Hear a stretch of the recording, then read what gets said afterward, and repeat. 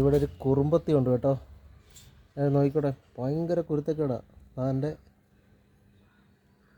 ലുങ്കിയൊക്കെ വലിച്ചെടുത്തിട്ട് പോകുന്നുണ്ടോ.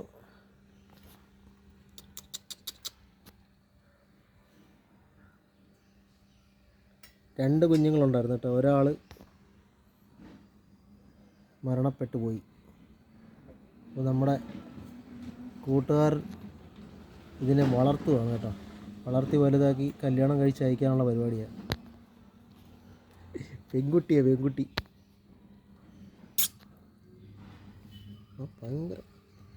ഭയങ്കര ഞൊളപ്പാണ്ട.